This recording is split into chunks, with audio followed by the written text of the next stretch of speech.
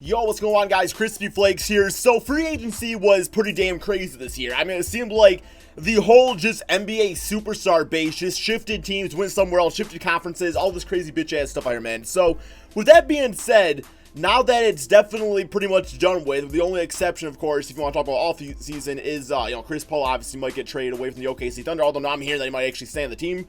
At least for the short term of things.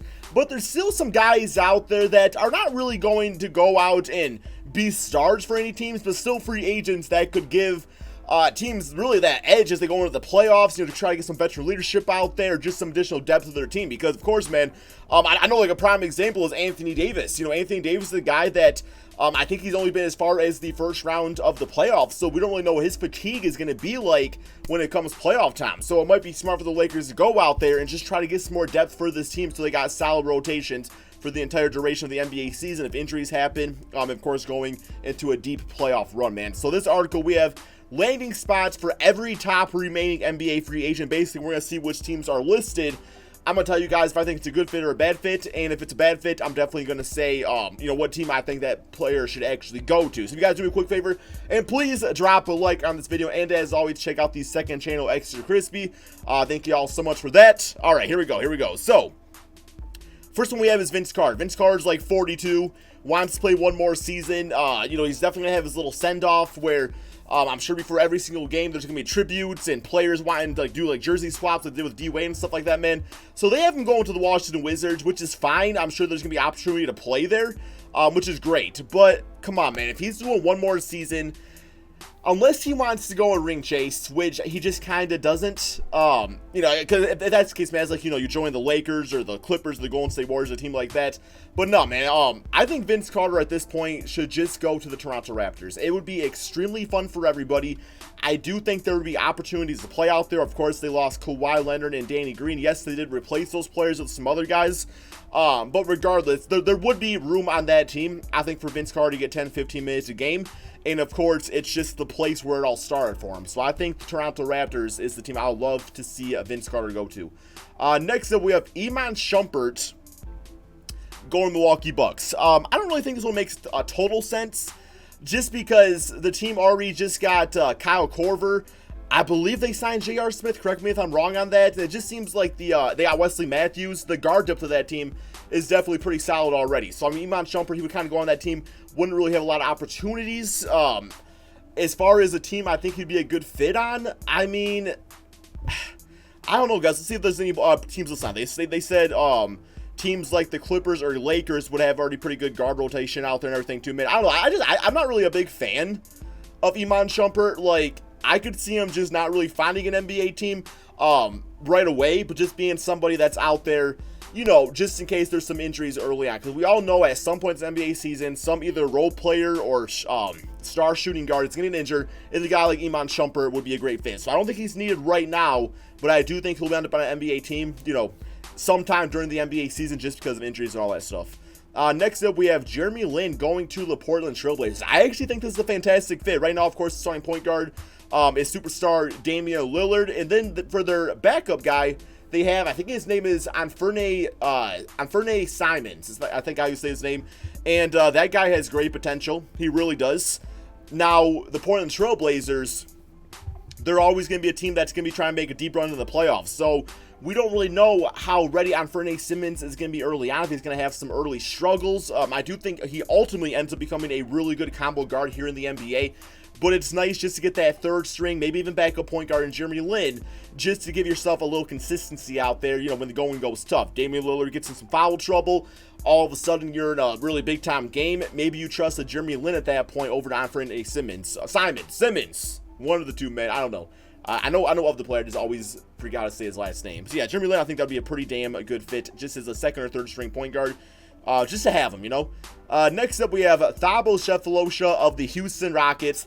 I'm surprised Thabo has not already been on the Houston Rockets. Has he ever played for that team at any point in his career? Because he literally just sounds like a guy that should be on the Houston Rockets. Your traditional athletic, defensive-oriented wing player. The guys always do really successful on the Houston Rockets system. You look at the Trevor Arizas the PJ Tuckers, Thabo Sefolosha would go exactly fit in with that mold. I do think another really good team for him would actually be the Clippers, just because of his defense out there. I think they would make them that much stronger, because I do think the Clippers are going to have the best defense in the entire NBA next season. Thabo Sefolosha with that rotation. But yeah, I feel like him on the Houston Rockets, it would just be a nice fit, because plus I think he's played for the OKC Thunder, so I'm sure he has some chemistry out there with Russell Westbrook, of course.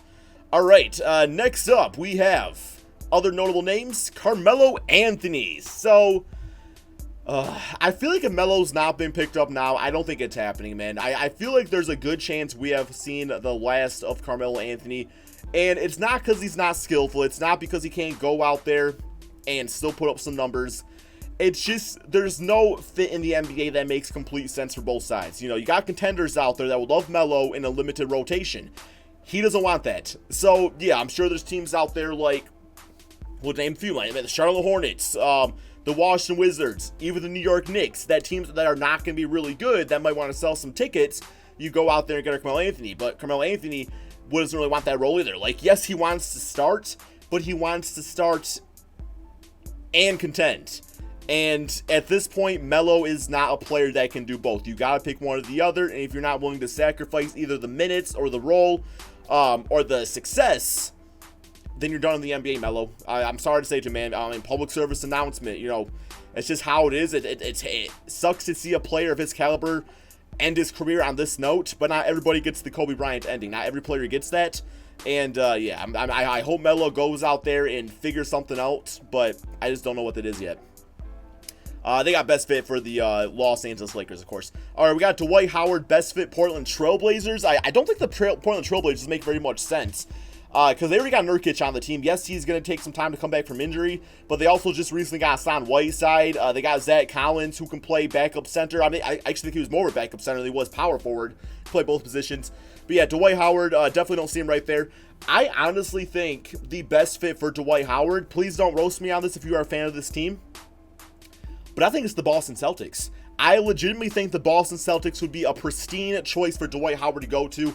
The reason I say this is because you look at their starting center right now, Enes Kanter, a guy that's going to bring some offense, a guy that's going to bring some rebounding. Defense, he lacks. Enes Kanter doesn't have it. I think Dwight Howard can still be a decent shot blocker out there. You know, I mean, you don't want him out there focusing heavily on offense and go out there, catch an occasional lob and score around the basket. But I think if they got him as like a backup center, it would help him out there, man, because recently had Aaron Baines, who's on the Phoenix Suns now. You got Robert Williams, who might not really be ready for that. I think he was actually more of a 4 in college. I do see more as a 5 in the NBA. But yeah, Dwight Howard, I think the Boston Celtics would be a great choice. Not to mention, he has chemistry with Kemba Walker. And Dwight Howard, like his last pretty good season, I would say, was on the Charlotte Hornets. That one season he played with them, he put up pretty damn decent numbers. Go check out the stats, guys. So I think the Celtics would be a great fit. Next we got Sean Livingston. They got best fit being the Los Angeles Clippers. I actually do like that fit a lot, just because that was the team that he suffered his horrible knee injury with. It would be really cool to see him back on the team where it all started. Now, at that time, when he was first on the Clippers, he was looked upon as a guy that was going to be a future All-Star in the NBA. And of course, he had the injury, never really lived up to that with the Clippers, but went to Golden State Warriors after rehabbing and won multiple championships. So it would just be cool to see him contend on the Clippers yet again. I'm good with that fit. Next up, we got Joakim Noah, best fit Los Angeles Clippers. Again, we got a big Clippers fan on this damn article right here, guys. I don't know. I mean, he was pretty good with Memphis last season. Clippers already got Zubac, who says he isn't a high minutes player. Well, that's why you got Montrez. That's why you got Montrez right there for us. So, yeah, I guess you want Joakim Noah as like a third string center. That'd be a good fit. I don't know if he really wants to do that right now. I'm thinking he's probably going to want some playing time out there. So, yeah, there's plenty of teams out there that could use like that grit and grindness of Joakim Noah. Just that's going to bring you a little bit of energy out the bench for about 15-20 minutes per game. So, yeah, I mean, the Clippers, really a lot of contenders out there. I actually don't think the Golden State Warriors would be a bad fit, because, of course, they got Kayvon Looney, but they lost DeMarcus Cousins, and they don't got Jordan Bell anymore, so their center position can be a little sketchy at times, but that would ultimately be a decent fit. I just don't know if Joakim and Draymond would get along very well, so, yeah. We got J.R. Smith here with the Milwaukee Bucks. I do think this article is about 2 days old, so I do apologize for that there, guys. But yeah, I would say overall, free agency, it's been the most exciting time in the offseason in a very long time for me. I do know we have USA Basketball. I believe I think that's this month, isn't it? Or coming up in August, so that's going to be a lot of fun. Speaking of that, guys, pretty much for all those games, if I'm able to, I'm going to be doing reactions to those on my second channel, Extra Crispy. That channel, man, I've been getting, over the past few days, like 300, 400, 500 new subscribers every single day. So if you want to go check out that channel, check out new NBA content every single day. Of course, I will be posting pretty much daily here on my main channel, KrispyFlakes, but that's going to be focused, you know, mainly on articles like this. Of course, we're gonna be doing the Road to Championship rebuilds. A few of those every single week. Got some NBA challenges out there and stuff like that. But, you know, it's 2K19, man. 2K20 season is right around the corner. And I do think, because once 2K20 drops, I'm definitely going to be still doing rebuilds, still be doing My League videos. But I do heavily want to do a My Career series. I'm just not quite sure how I want to yet, because I'm not the greatest editor out there. So it wouldn't be like anything highly edited. It would just be like commentary, you know, me being on Facecam and stuff like that. So I don't know, man. I'm looking forward to 2K20. This off season, man, I mean, it was a great time, but damn, I'm just ready for the new season to start.